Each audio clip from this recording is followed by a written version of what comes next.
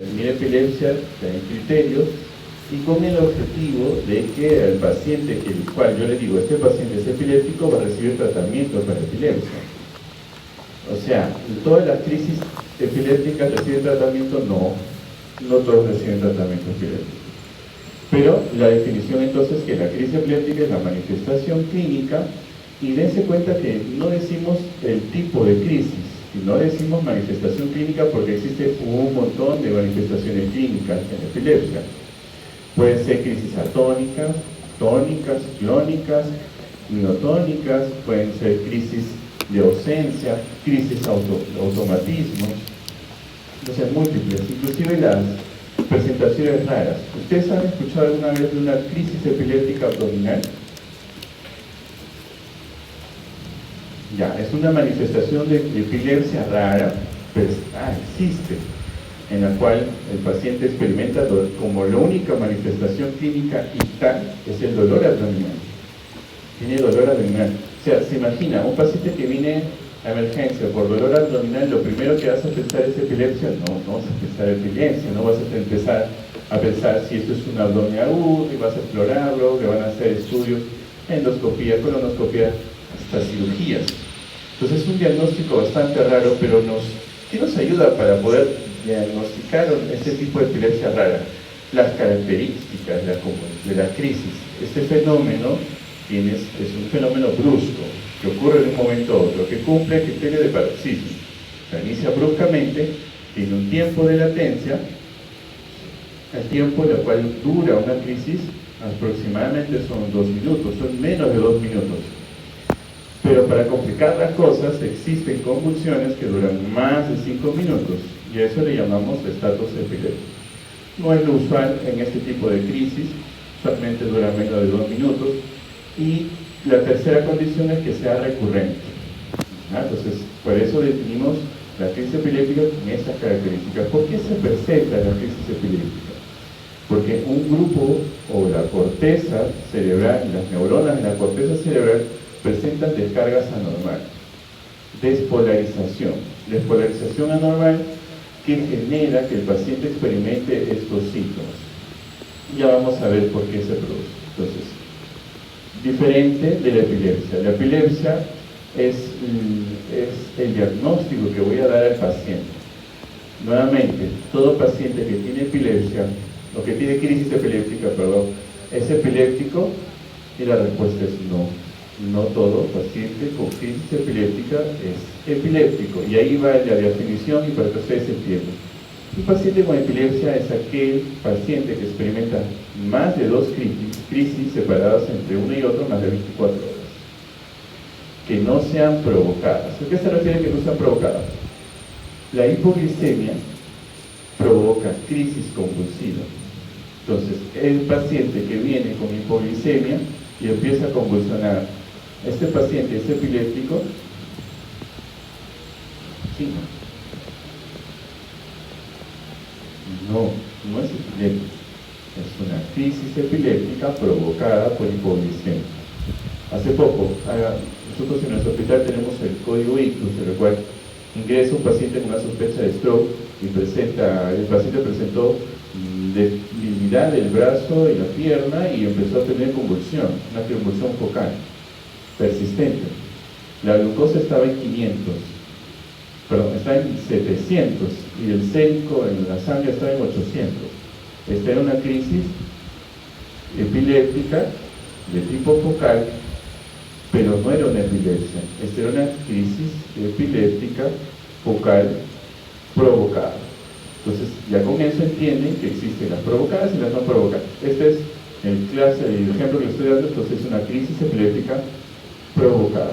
Entonces, si no hay trastornos metabólicos, no hay trastornos de la glucosa, no tengo que darle tratamiento para epilepsia a este paciente. Para eso sirve eso. ¿Okay? Existe la posibilidad de que con un solo evento convulsivo el paciente sea diagnosticado con epilepsia simple. Por ejemplo, tengo el paciente que tiene una lesión cerebral en la corteza, un infarto cerebral. El paciente con infarto cerebral que tiene un evento convulsivo tiene el riesgo de recurrencia de más del 75% a presentar otro evento convulsivo. este paciente se convierte en un paciente epiléptico, ¿no? Entonces, en general, todo paciente con lesión en la corteza cerebral de cualquier tipo, tumor, hemorragia, un HCA, un ictus isquémico hemorrágico, una enfermedad enfermizante, que presenta un evento convulsivo, este paciente es epiléptico. Y los síndromes epilépticos clásicos. Muy bien, entonces ya entendimos convulsión. La convulsión es solamente la manifestación epiléptica, pero de tipo motora. Eso es la única diferencia. Existen diferentes tipos y a mí me va a servir los diferentes tipos de crisis convulsivas para hacer qué tratamiento le voy a dar al paciente. Los diferentes tipos de crisis convulsivas me sirven nuevamente para indicar el tratamiento. Si yo doy tratamiento a un paciente con fenitoína, que por cierto en emergencia todo le dan fenitoína, no piensan, nos dan fenitoína todas las crisis convulsivas que aparecen. Si yo le doy fenitoína a un paciente con mioclonías, el paciente empeora sus convulsiones. Un caso rápidamente. Estaba en la emergencia de un hospital y me llama por un trauma shock por un paciente pediátrico de 6 años. El paciente estaba en un estatus convulsivo. La pediatra le había indicado una infusión de fenitoína y una segunda infusión de fenitoína y el paciente empeoraba. Me acerco y evalúo al paciente y encuentro que el tipo de convulsión que tenía el paciente era una mioclonía. Las mioclonías empeoran con fenitoína. Entonces, lección aprendida, no todo a las convulsiones se da fenitoína. Hay que tener mucho cuidado. Las clásicas, tónico-clórica generalizada, las crisis de ausencia, las crisis parciales simples, las crisis parciales complejas. Les voy a pasar rápidamente unos videos para que ustedes saben que las imágenes son más ilustrativas que la descripción. Entonces, una paciente, este es un video de la IAE, es la Liga Internacional contra la Epilepsia, así que está libre. El paciente experimenta crisis convulsivas. ¿De qué tipo? Tiene crisis clónicas, luego hace crisis tónicas, está haciendo una tonía, una flexión de miembros superiores, otra vez está haciendo fase clónica, bien, sobre todo enfocada en los miembros superiores, pero también en miembros inferiores. Si son el trastorno, es una forma de diferenciar entre un paciente que finge y un paciente que está experimentando una convulsión, es que si el paciente presenta movimientos anormales de brazos y piernas, el trastorno debe ser generalizado, es decir, que debe haber trastorno de conciencia. Si no hay trastorno de conciencia, no pensaré, mire, el paciente en el estado positival está confuso, está con trastorno de conciencia. Esta es una crisis convulsiva, ¿no? Claramente generalizada, que inicia con fase tónica, clónica y tónica. El siguiente, perdón. Muy bien, esta es una crisis focal. Miren, comienza con los movimientos en la cara, en mi cara, y luego progresa a unos movimientos en la extremidad superior izquierda. Bien, es una crisis focal simple. El paciente no pierde la conciencia en ningún momento. Una crisis de ausencia. La paciente está con un electroencefalograma y mira cómo cambia el electroencefalograma y cómo cambia la clínica del paciente. Está en un periodo ictal, en el cual hay una desconexión con el entorno. Ella no está conectada con el entorno, ¿no? Sigue la crisis y mira, se recupera posteriormente. Con ella no es nada, no pasó nada, con ella ya ni enterada.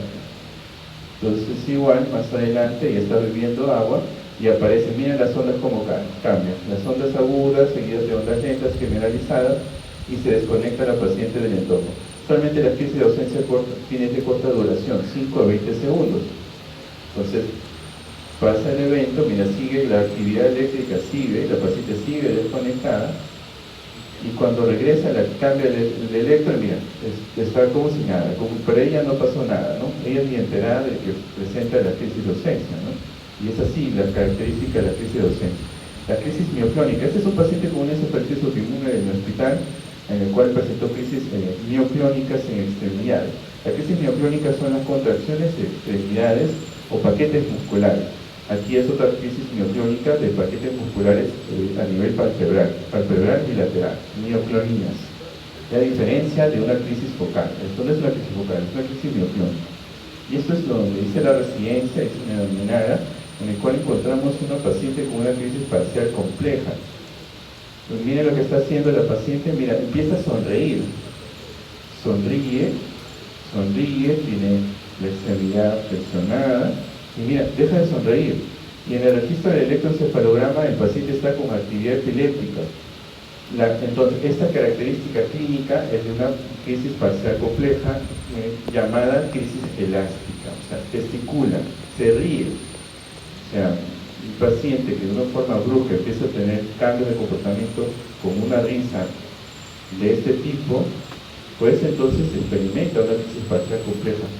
Se dan cuenta, entonces hay una variedad extensa de tipos de crisis convulsiva. Yo tengo un paciente en la clínica que viene por automatismo. Él de repente de un momento a otro se desconecta, está en la calle, se desconecta del entorno, empieza a caminar y camina y camina. Despierta, pasa la crisis y está en un lugar diferente a donde él estaba inicialmente. Esa es una crisis motora automática, un automatismo. La localización del foco es frontal, temporal y bueno, se le da tratamiento, el paciente está completamente estable. Entonces, ¿cómo se explica? ¿Por qué? ¿Cómo se explica la crisis convulsiva? Lo más sencillo para que ustedes entiendan que hay un desequilibrio, porque hay cosas más complejas en la epilepsia, entenderán. Pero hay un desequilibrio entre los neurotransmisores excitatorios y los neurotransmisores inhibitorios. Pero eso no explica todo. O sea, que solamente esté elevado el glutamato y el GABA no explica los otros síntomas. ¿Por qué una crisis focal se convierte en generalizada focal? Actividad eléctrica de una parte del cerebro y luego se vuelve todo el cerebro. ¿Por qué se presenta? Si solo es un desequilibrio, ¿que el desequilibrio es en esta zona? No, lo que pasa es que ustedes saben que se genera la despolarización. Ingresa el sodio, calcio, se libera el glutamato. El glutamato, en una neurona glutamatérgica, va a ingresar a través del receptor NMDA, ingresa calcio, ¿no? NMDA, calcio, AMPA, sodio, ingresa calcio. El calcio, la gran cantidad de calcio que ingresa por una despolarización anormal va a generar la activación del óxido nítrico sintetasa neuronal. El óxido nítrico sintetasa neuronal va a producir óxido nítrico. Y el óxido nítrico es un gas que puede difundir a cualquier parte. Entonces difunde tanto a la neurona presináptica, pero también puede difundir a otras partes. Eso se llama propagación. Entonces, eso explica por qué cuando comienza una epilepsia con un foco, se puede propagar, se propaga, se sincronizan las convulsiones. Las neuronas, algunas pequeñas neuronas empiezan a sincronizarse con otras, distantes. Eso es por el efecto del óxido nítrico. Pero esa es la parte central, ¿ya? Porque ustedes si buscan un poquito más, el óxido nítrico periférico tiene un efecto protector.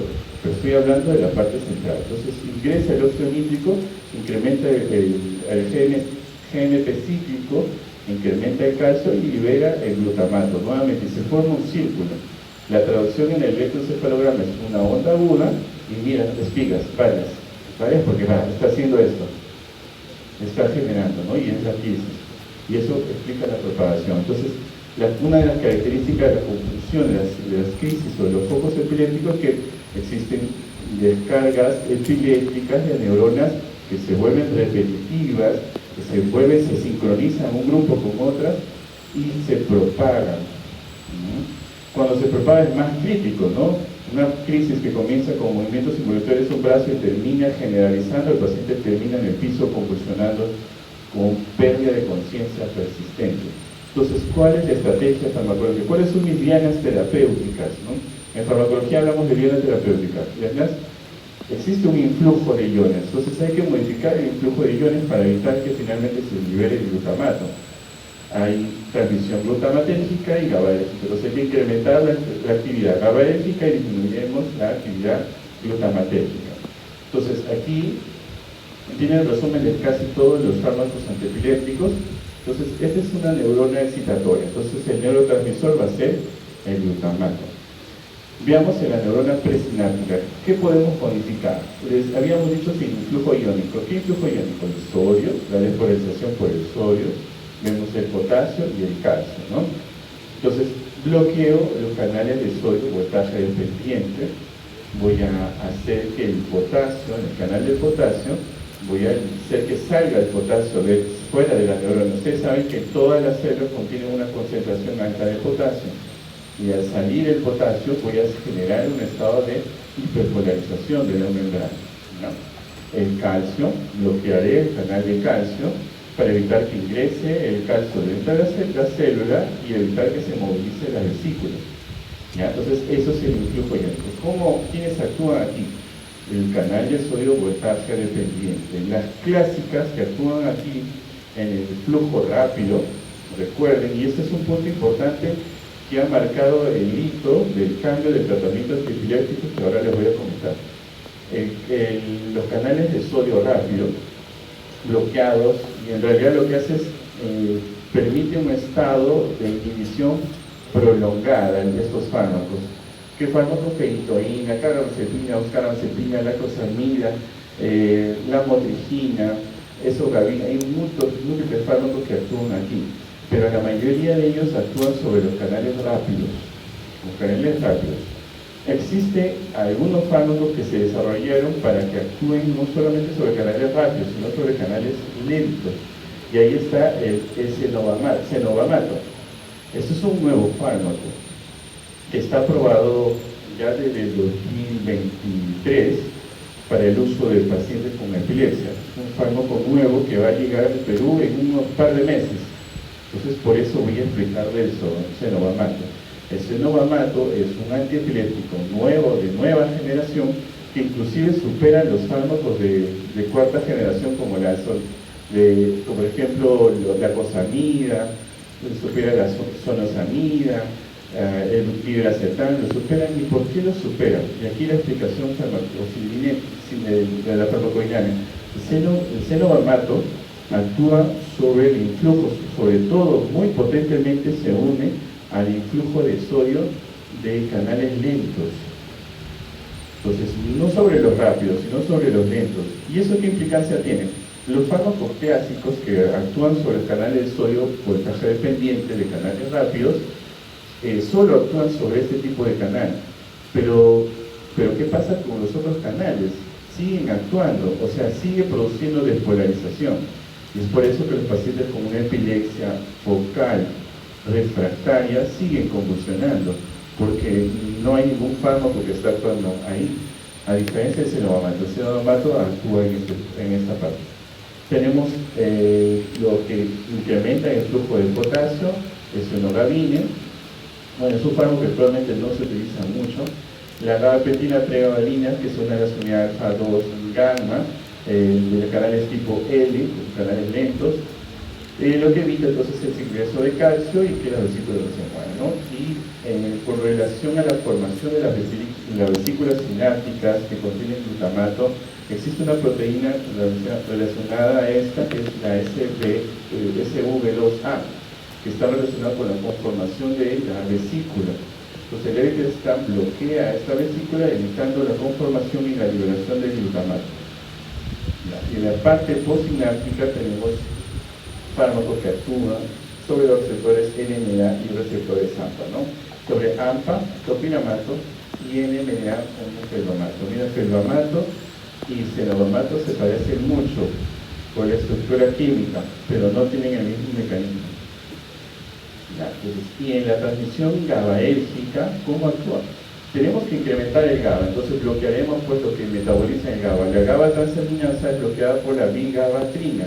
Entonces el nombre te ayuda, ¿no? Diga gabatrina T, entonces bloquea el GABA-T, ¿no? La tiagabina, lo que hace es bloquea la proteína recaptadora del GAB1, evita que ingrese el GABA dentro de la neurona presináptica, incrementando la concentración del GABA en la hendidura sináptica, ¿no?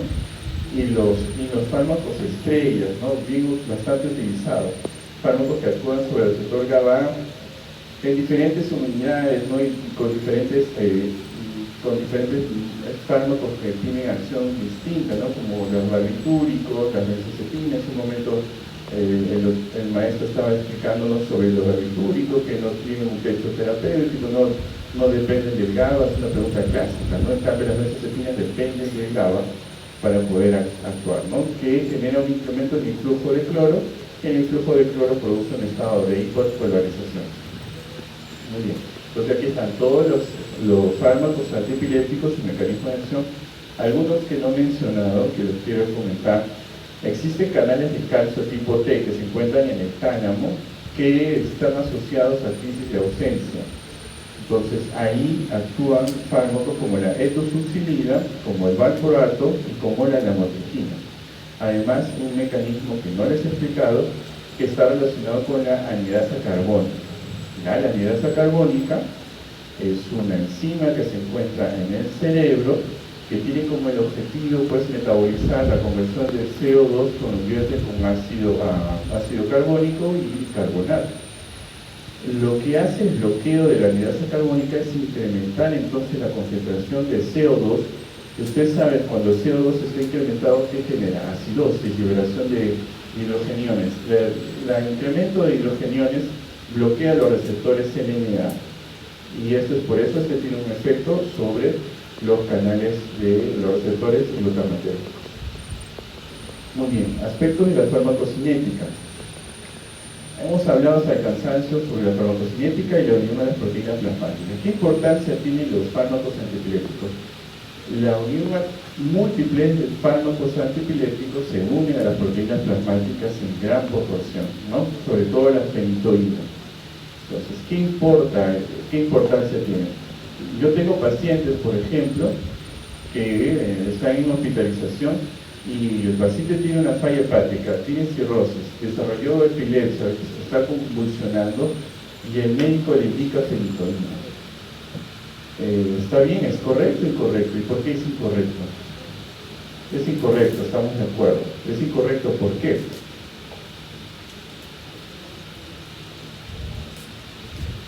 Exacto, ¿no? Entonces, un paciente ya que tiene falla hepática, pues no va a... Todo es el lugar donde se produce la albúmina, ¿no? En el hígado. Si tengo un hígado que está deficiente, no va a producir albúmina. Por lo tanto, voy a estar en un estado de hipoalbuminemia. Y la repercusión es que si la fenitoína se une a la albúmina en gran porcentaje y tengo poca albúmina, voy a tener fracción libre, una gran porcentaje de fracción libre. ¿Qué me va a generar? Intoxicación. Intoxica al paciente. Lo mismo pasa con pacientes con desnutrición calórico-proteica, lo mismo pasa con síndrome nefrótico, con falla renal aguda, entonces me puede generar esto. Inclusive en sepsis. Ustedes saben, cuando ya vayan al hospital van a ver que pacientes con sepsis, revisen cómo está su perfil hepático. Los pacientes con sepsis tienen la albúmina baja. Y eso es consecuencia del hipermetabolismo. Entonces las células están en hipermetabolismo y empiezan a consumir todas las proteínas que encuentran. Y entre las proteínas que más metabolizan es la albúmina. Y por eso van a encontrar hipoalbuminemia en un paciente séptico. Y ese paciente séptico que desarrolla convulsiones de gas fenitoína lo intoxicas. Entonces es importante conocer eso. Y tú sabes que si un fármaco está unido a una proteína plasmática en gran porcentaje, tienes que tener cuidado porque va a haber otros fármacos que pueden interferir con eso, ¿no? Un ejemplo, todos estos ejemplos son de la vida real, pues casi no me los he inventado. Estaba en la emergencia de un hospital, había un paciente que tenía un stroke, tenía un infarto cerebral, la causa del infarto cerebral era fibrilación auricular. Entonces le estaban dando warfarina, le daban warfarina. De repente, mientras estaban esperando que escalara la warfarina, el paciente convulsiona, le dan, adivinen qué le dan, fenitoína, ¿no? Lo único que le dan, fenitoína. Le dan fenitoína, ¿y qué pasa? Cuando le dan la fenitoína, el paciente rápidamente hace un incremento en la fracción libre de la warfarina, o sea, potencia la acción de la warfarina y genera sangrado. Está con epistaxis, gingivorragia, está sangrando por todas partes. Tenía un INR en 6. Lo normal es hasta 2. En pacientes que quieren anticoagular te voy a llevar de 2.5 a 3. Estaba en 6. Estaban sangrando por todas partes. Entonces, ¿por qué pasó eso? Porque hubo una interacción en la unión de proteínas plasmáticas, ¿no? Entonces hay que tener cuidado. Aprovechando este caso, recuerden que la warfarina y la fenitoína, si yo dejo tiempo el uso de ambos fármacos, lo que va a generar es un efecto contrario, porque la fenitoína induce a la warfarina. Entonces en el tiempo hace que pierda el efecto. O sea, tiene dos efectos. Uno, potencia la warfarina, y el otro, disminuye la acción terapéutica de la warfarina. porque ustedes ya saben en sus clases es que la inducción enzimática cada las semanas, no es inmediata. Lo que va a ser inmediato es la competición por la proteína plasmática. Otro concepto importante, y una pregunta clásica: doctor, yo ya estoy tomando mi antiepiléptico, ¿cuánto tiempo tiene que pasar para ya ver el efecto? ¿En cuánto tiempo yo sé que el paciente está controlando la crisis, o al menos tiene una concentración en la cual me asegura que el paciente debería estar protegido? Para eso usamos el concepto de la concentración sérica plasmática estable, ¿no? Y para llegar a una concentración sérica plasmática estable requiero 5 vidas medias. Por lo tanto, si tengo un paciente que tiene tengo un fármaco que tiene un tiempo de vida media corta, su concentración sérica plasmática va a ser más rápida, va a llegar más rápido, ¿no? ¿O no? Sí, ¿no? Por ejemplo, el valproato tiene un tiempo de vida media corta, 6 horas. Si yo multiplico por 5 a las 30 horas al segundo día, ya tengo una concentración estable. Es bien rápido. Pero comparemos con el fenobarbital. El fenobarbital tiene 72 horas, 3 días por 5 son 2 semanas. De 2 a 3 semanas va a tardar el fenobarbital para tener una concentración sérica estable.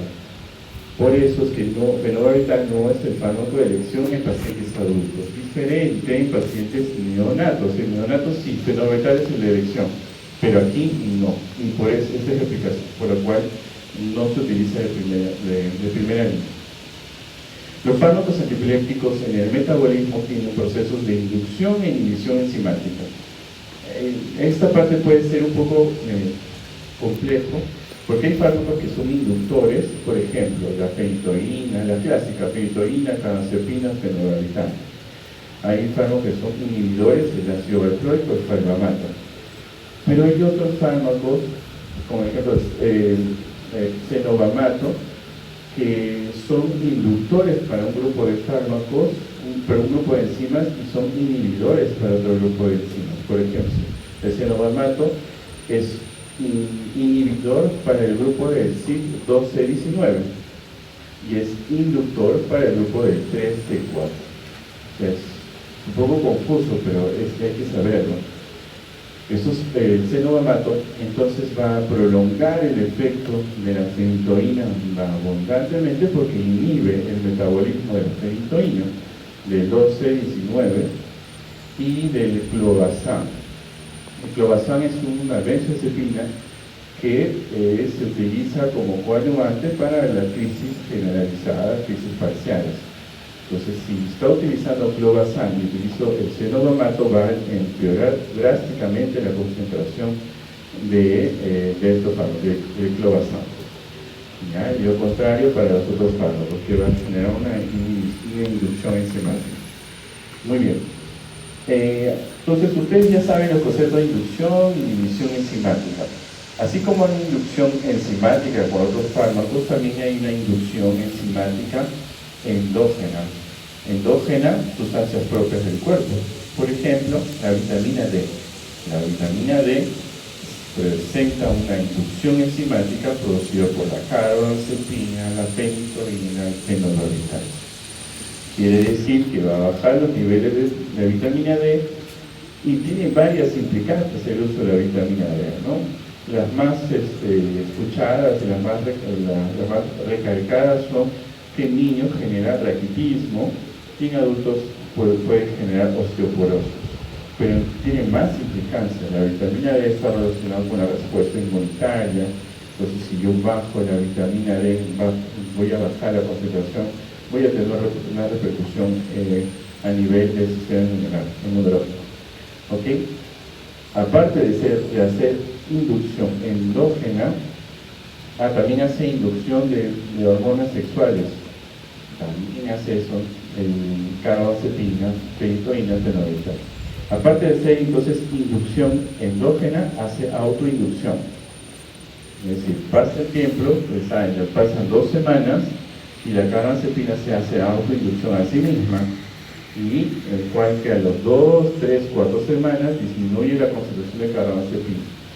Y si un paciente está con carbamazepina en el reciente inicio, y empieza a convulsionar a las 4 semanas, yo ya sé por qué está convulsionando, es porque hubo una autoinducción, disminuyó la concentración de carbamazepina. ¿Qué hago? ¿Le cambio el medicamento? No, incremento la dosis de la carbamazepina.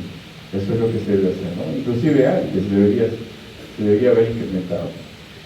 La farmacocinética, la mayoría de los antiepilépticos tienen esta farmacocinética, ¿no? Cinética de primer orden. Ya ustedes son campeones, me han preguntado hasta el cansancio sobre la cinética de orden 1 y la cinética de orden 0. La fenitoína se sale de este grupo y hace esta cinética, ¿no? La cinética de orden 0. Inicialmente sí podría ser una cinética de primer orden, en la cual va subiendo la dosis y va a incrementar progresivamente la eliminación y la concentración sérica.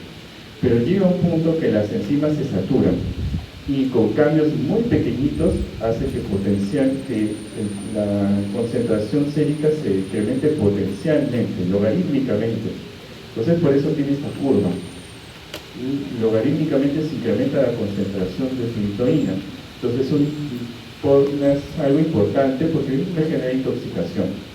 Pero también esta característica de la farmacocinética se utiliza adrede en los estados epilépticos. Cuando revisen estados epilépticos, bueno, no es el tema de hoy, van a ver que cuando un paciente tiene un estatus, una crisis, más de 5 minutos, yo voy a utilizar diferentes fármacos antiepilépticos. De primera línea, las benzodiazepinas. Si no mejora, voy a escalar a fenitoína, pues a valproato, a levetiracetam, a la cosamida, con los fármacos de elección. En los hospitales públicos tienen fenitoína. Entonces, ¿qué hacen con la fenitoína? Aprovechan esta característica de la farmacocinética de orden 0 que tiene la fenitoína.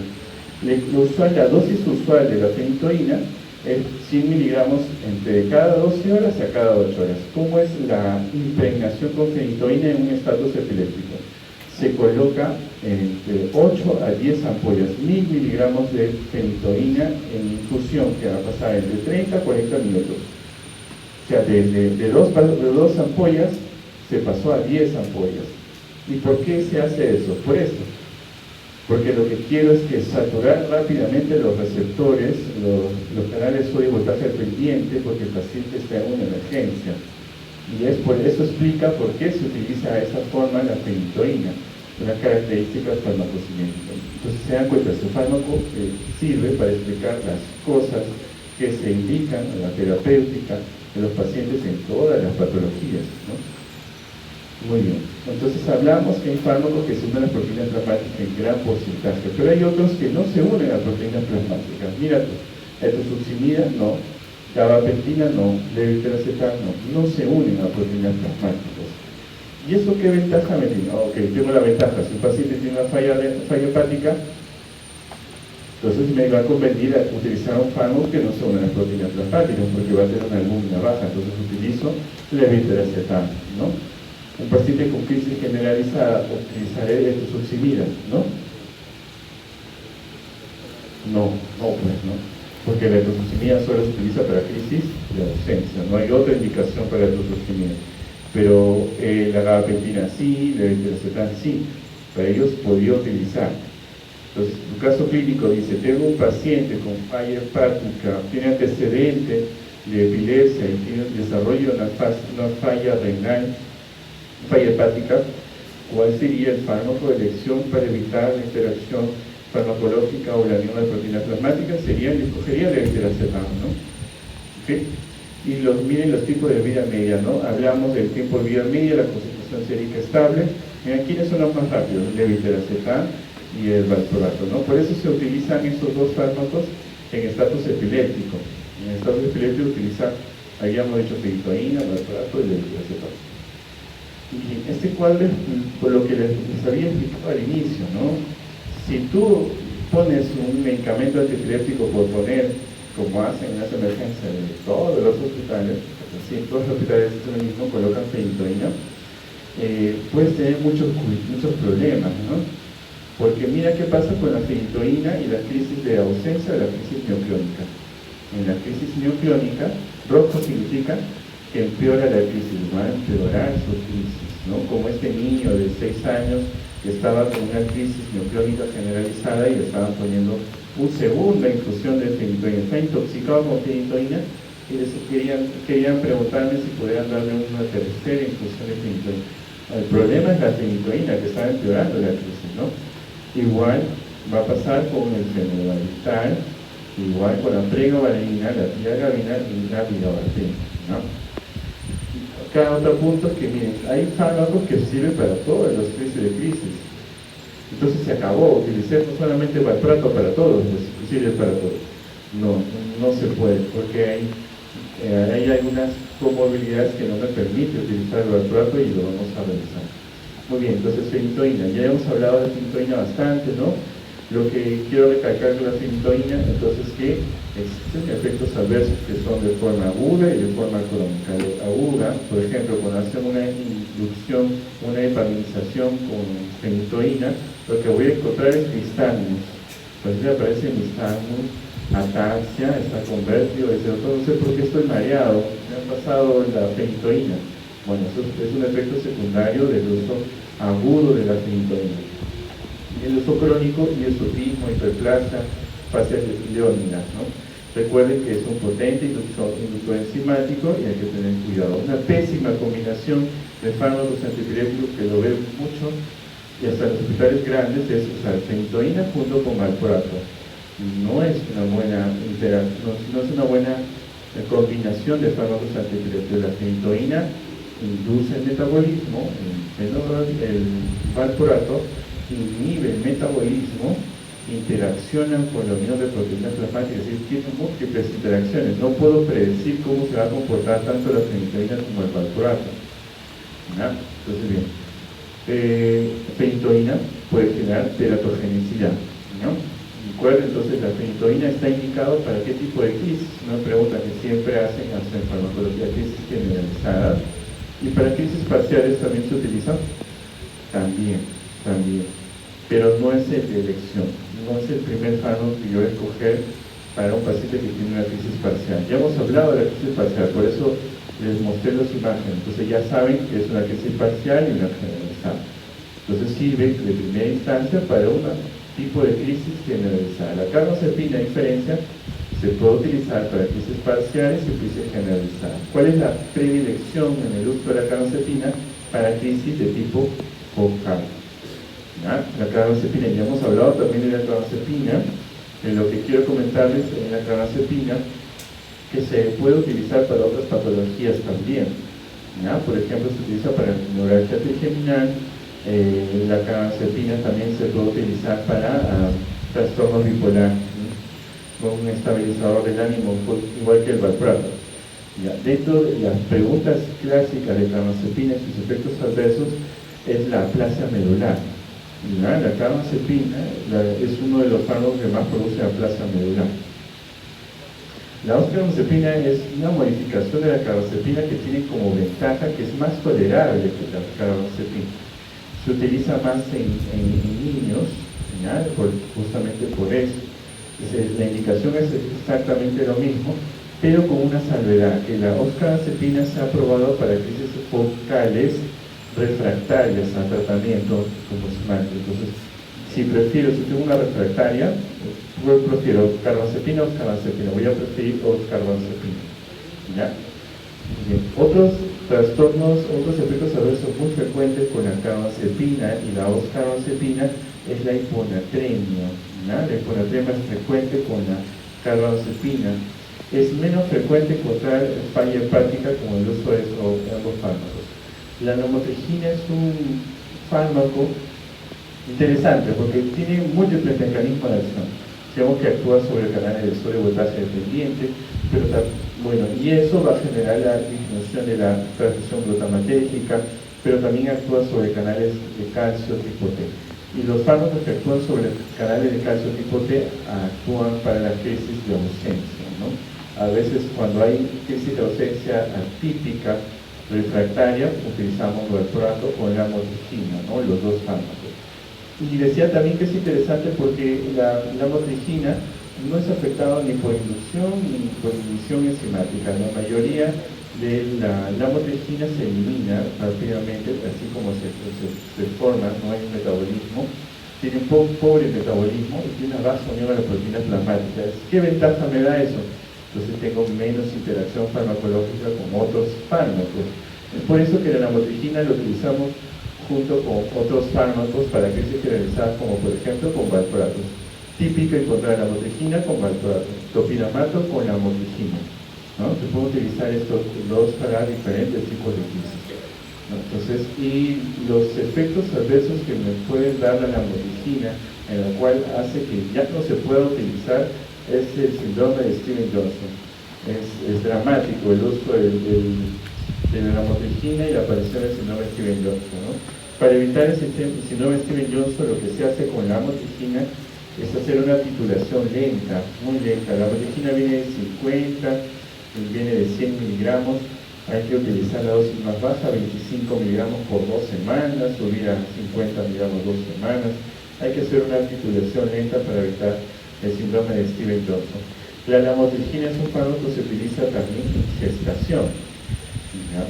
Recuerden la pregunta clásica: todos los fármacos antiepilépticos son teratogénicos. No hay fármaco que no sea teratogénico, unos más que otros. Los que son menos teratogénicos son la lamotrigina y levetiracetam. ¿Qué problema hay con la lamotrigina y la gestación? Es que la lamotrigina, como tiene una depuración renal, un gran porcentaje de depuración renal, y en la gestación se presenta un incremento del flujo de la tasa de filtración glomerular. Entonces la lamotrigina puede eliminarse muy rápido. Entonces tendría que estar dosando la lamotrigina para ver qué concentración se encuentra, si está en una concentración estable o si tengo que subir la dosis de lamotrigina. Muy bien. El valproato, ¿no? El valproato, que le decía que sirve para todo, sirve para crisis de ausencia, focales, generalizadas, mioclónicas, un fármaco que se puede utilizar para varios tipos de crisis. ¿Y por qué se explica esto? Se explica por los múltiples mecanismos que tiene. Bloquea los canales de sodio, bloquea la GABA-transaminasa, que incrementa la concentración de GABA, ¿no es cierto? Bloquea los canales de calcio de tipo T, disminuye el flujo de glutamato como consecuencia de los anteriores. Entonces tiene varios mecanismos de acción. Por eso se puede utilizar para diferentes tipos de convulsiones, pero no puedo utilizar para todos los pacientes el mismo fármaco. Por ejemplo, ¿quién no puede utilizar? En mujeres fértiles, porque el valproato es un teratogénico, el peor teratogénico de todos los antiepilépticos. Entonces tengo que tener mucho cuidado, ¿no? Tanto en mujeres gestantes, obviamente en mujeres gestantes está proscrito, ¿no?, el valproato, y en mujeres pues en edad fértil. O le advierto, si no tengo otra alternativa, advertiré a la paciente que este medicamento puede generar daños severos en el producto, o pues no lo uso, pues utilizo otros fármacos, ¿no? Muy bien, entonces sirve para diferentes tipos de crisis convulsivas, como lo habíamos dicho. Habíamos hablado también de la unidad proteína plasmática, es un inhibidor enzimático potente, ¿ya? Okay. Dentro de los efectos adversos y el uso más teratogénico, puede generar incremento del peso, puede estar relacionado con el síndrome ovario poliquístico también en mujeres. Entonces hay muchos problemas hormonales con las mujeres y el valproato. El valproato se puede utilizar para otras patologías, como por ejemplo como profilaxis para migraña, también para trastornos bipolares, como para mejorar el estado de ánimo. La vigabatrin es un fármaco que solamente tiene actualmente una sola indicación. Y es cierto, se han explorado otros tipos de indicación, pero solamente se utiliza para espasmos infantiles.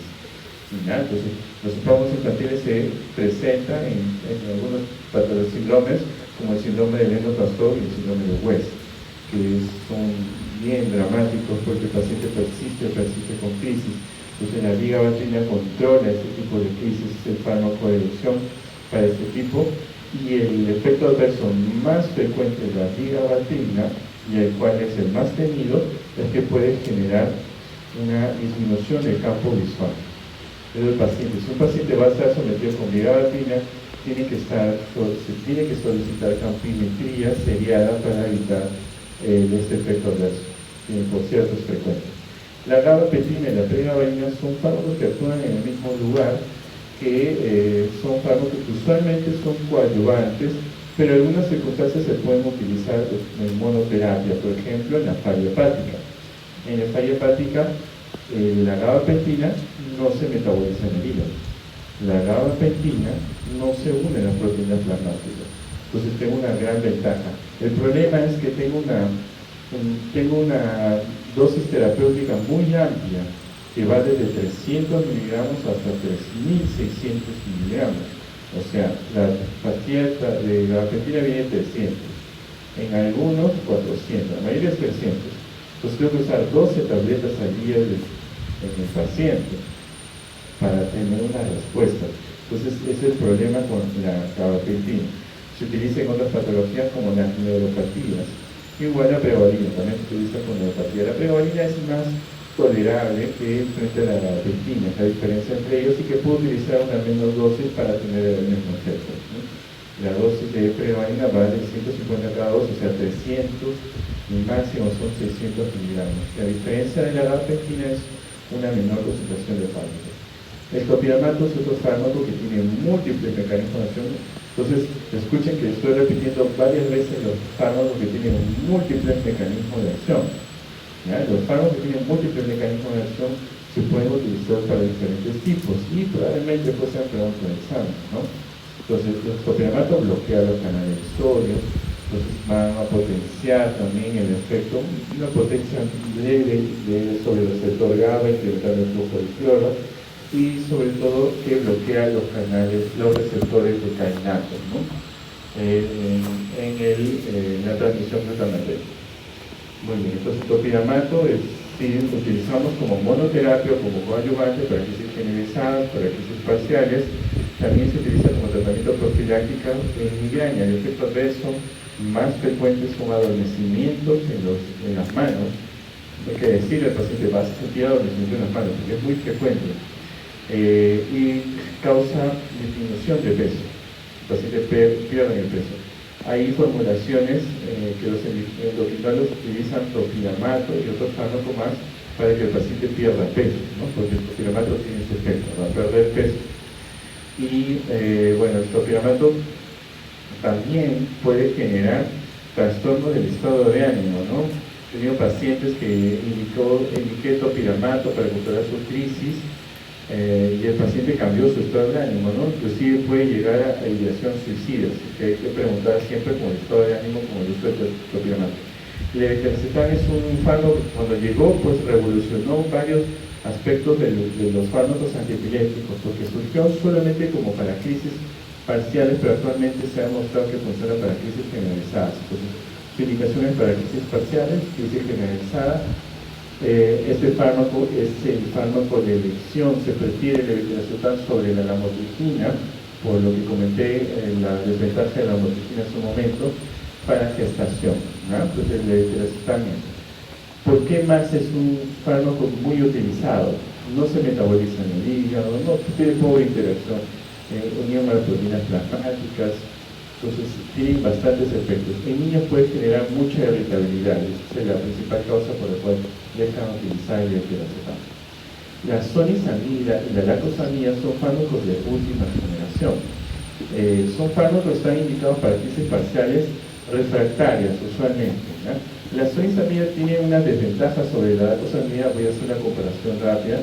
Uno de ellos es la vida media prolongada que tiene mucha interacción farmacológica con los inductores y los inhibidores enzimáticos, ¿no? La sonizamida. A diferencia de la lacosamida, que también se utiliza como tratamiento para crisis parciales refractarias.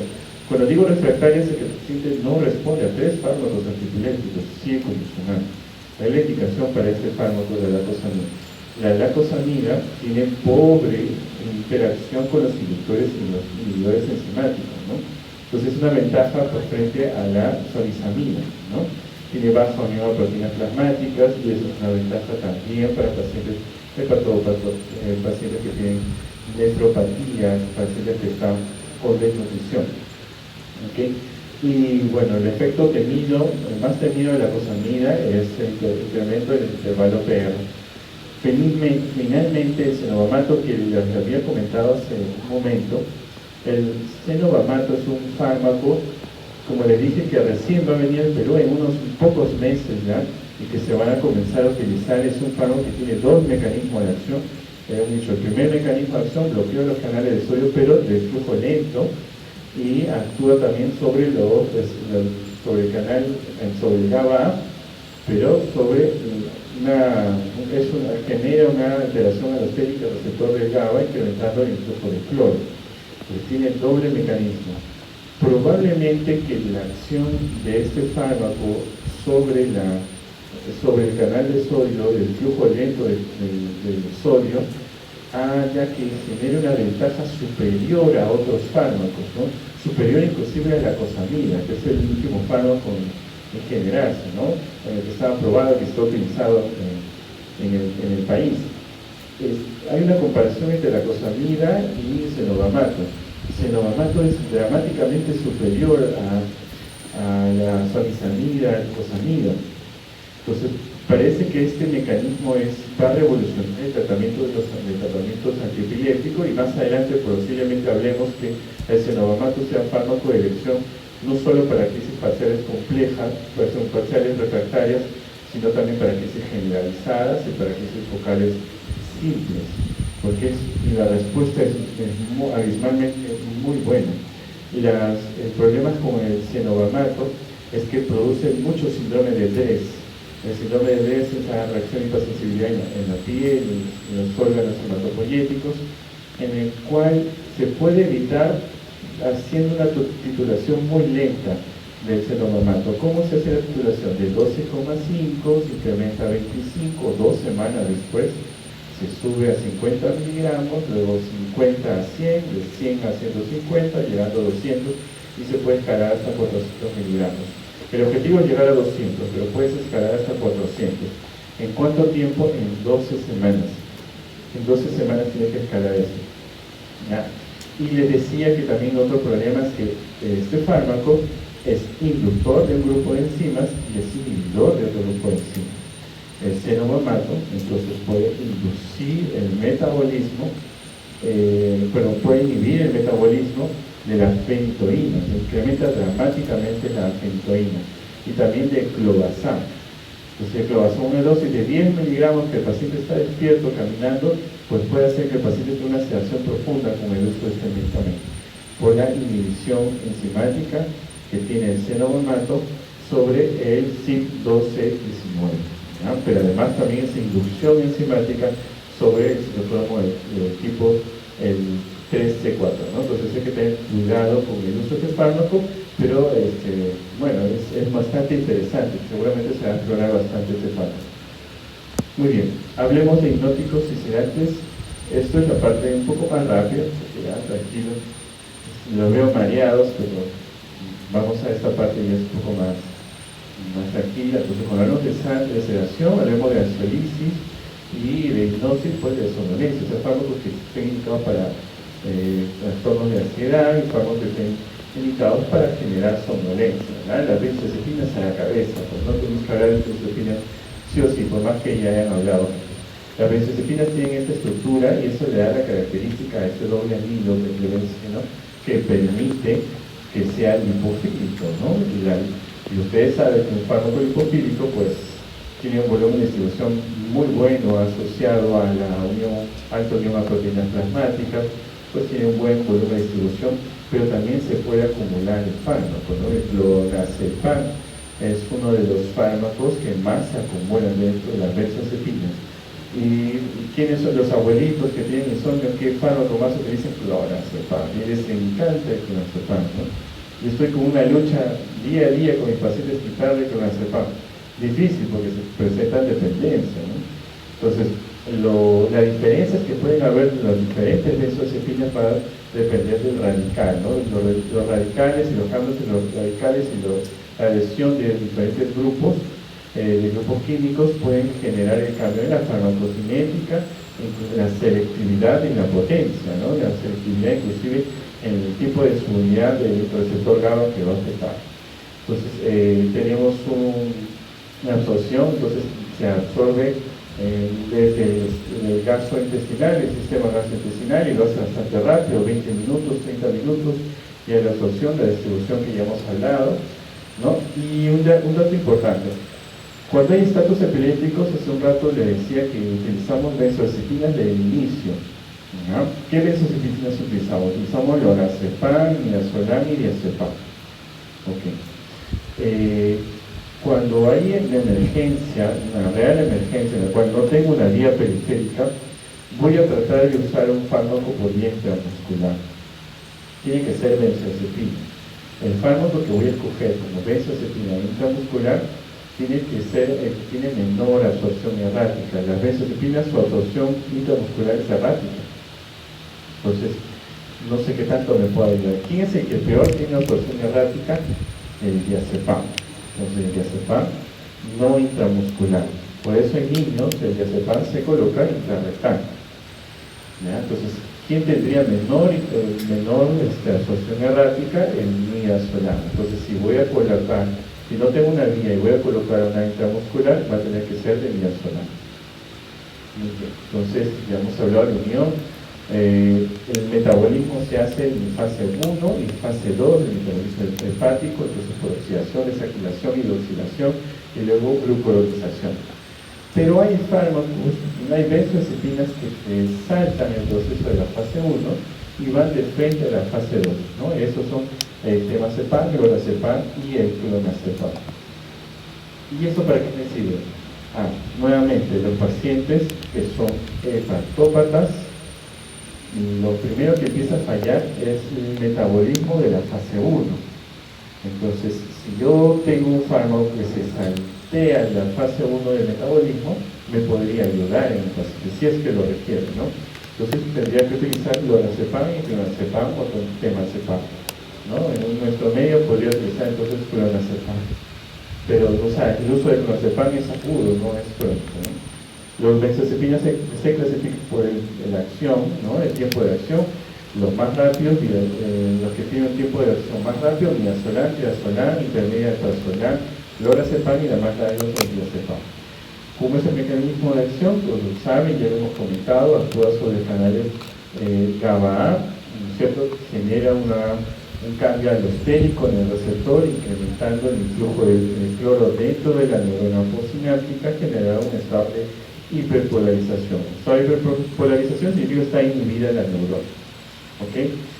Usualmente se unen en este sitio, ¿no? Entre la unión entre el alfa y el gamma, las benzodiazepinas, pero según la benzodiazepina puede tener una cierta afinidad por algunas subunidades del receptor GABA. Por ejemplo, si una benzodiazepina tiene una acción, tiene una mayor afinidad sobre la subunidad alfa, me va a generar un estado de hidroxilación. O también contribuye al efecto anticonvulsivante. Pero si se une a la subunidad beta, subunidad alfa 2 y la alfa 3, tiene una acción más ansiolítica. Si se une a la subunidad alfa 5, genera deterioro cognitivo. ¿Ya? Y eso es lo que vamos a ver más adelante. Entonces, también la acción de la benzodiazepina depende de la concentración de la dosis del medicamento. Este ejemplo es un ejemplo clásico del uso del midazolam. El midazolam, si tomo una dosis baja, tiene un efecto ansiolítico, psicoconvulsivante, sedante, amnésico, genera amnesia retrógrada y finalmente la hipnosis, ¿no? Y esto está relacionado con una concentración de la ocupación de receptores de las benzodiazepinas. Entonces, todas las acciones que tienen las benzodiazepinas, sedante, que ya hemos conversado, el efecto hipnótico, que genera somnolencia, va a generar disminución de la resistencia vascular periférica. Esto lo hace, es una pregunta muy recurrente, ¿no?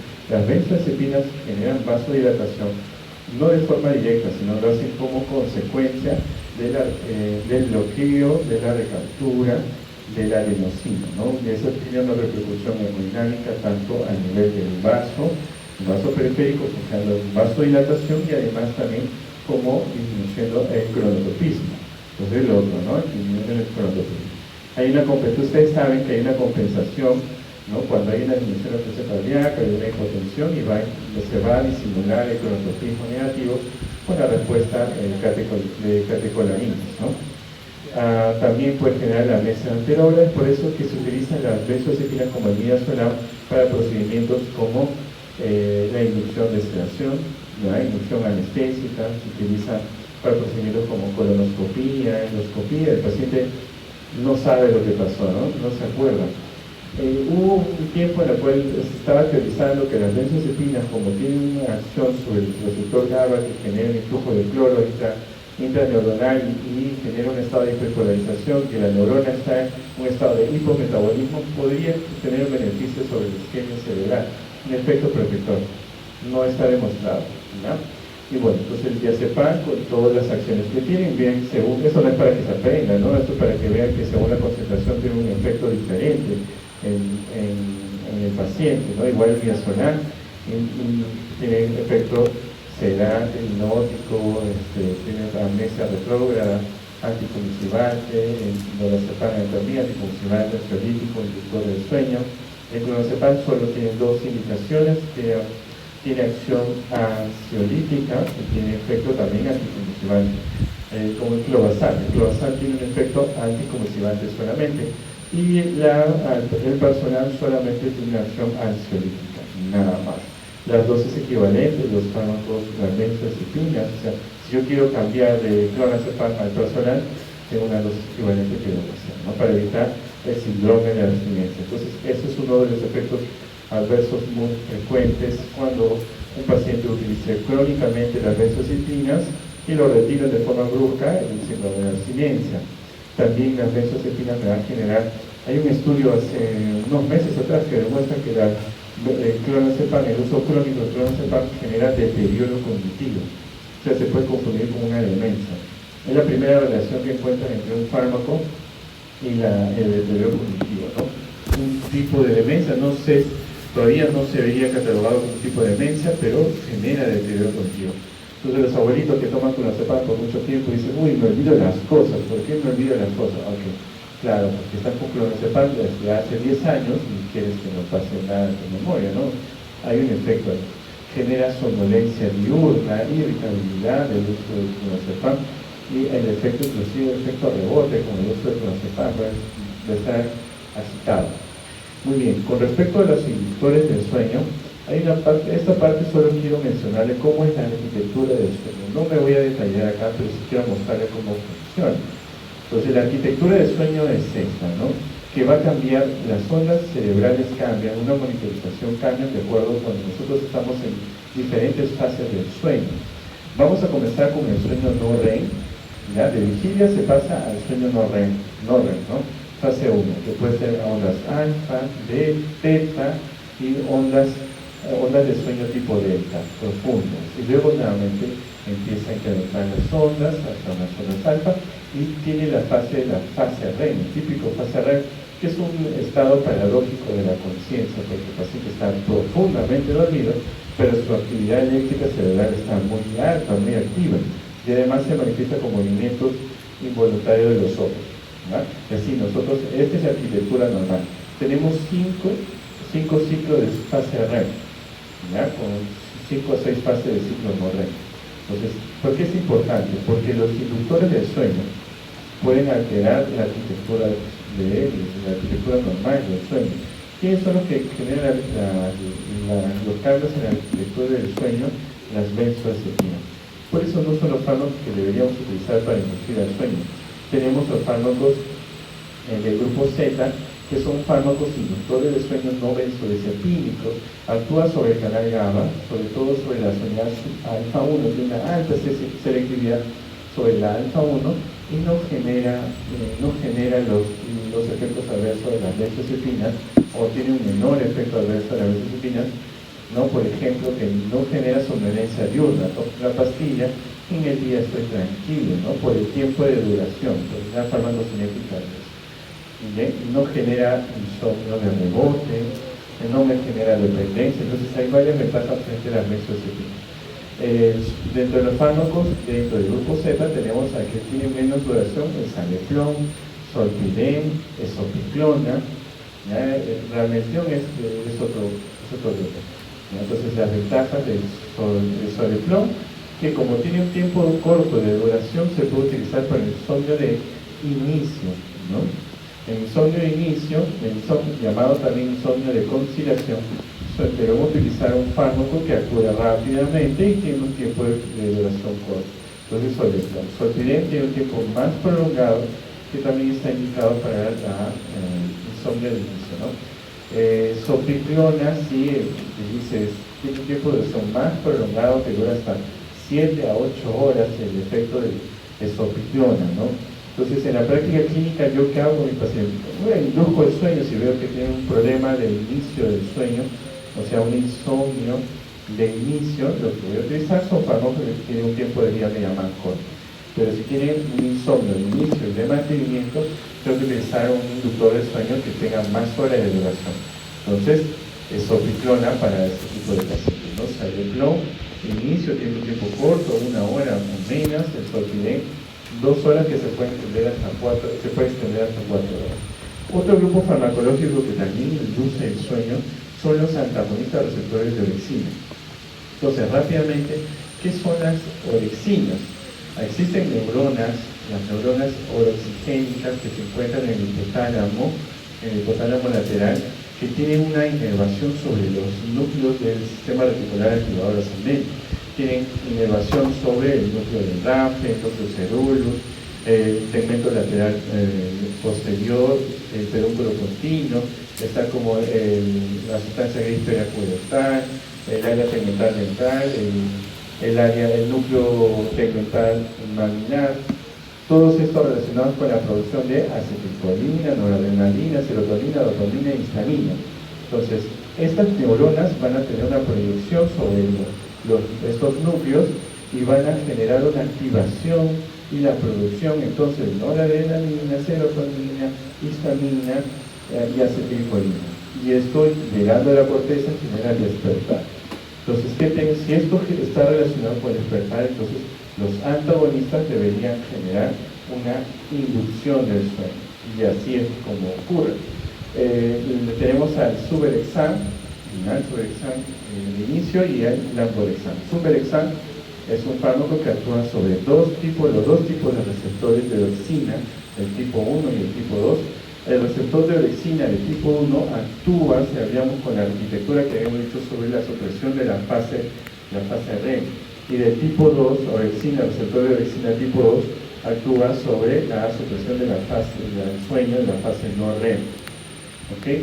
Entonces, Suvorexant actúa sobre ambos de forma similar, pero tiene demora para actuar por el tiempo de día media que tiene. El tiempo máximo de actúa son 2 horas. Entonces, si tengo un paciente que tiene un insomnio de conciliación o de inicio del sueño, Suvorexant no me va a ayudar mucho, no he tenido que utilizarlo muchas horas antes. Entonces, es el problema. Pero sí me va a ayudar para el insomnio de conciliación. El insomnio de conciliación es que el paciente duerme al inicio, pero se empieza a despertar en la madrugada y no duerme más. Entonces, para eso sí me podría ayudar el Suvorexant. En cambio, el Lamborexant actúa sobre ambos receptores, pero tiene una afinidad mayor sobre el receptor de orexina de tipo 2, y esto está relacionado con la supresión del sueño no REM. Recuerdan la arquitectura del sueño, cuando lo revisen, la arquitectura del sueño comienza con el sueño no REM. O sea, para que yo concilie el sueño, inicie el sueño, tengo que pasar por el inicio, la fase no REM. Entonces, como actúa muy rápido aquí, me va a servir para el insomnio de inicio y de mantenimiento, porque también actúa sobre el receptor de orexina tipo 1 en ambos lados, ¿no? Y no genera insomnio residual, porque la separación de la orexina 2, el fármaco sobre la orexina 2 es rápida, que tarda 8 horas. O sea, es muy fisiológico la acción del Lamborexant.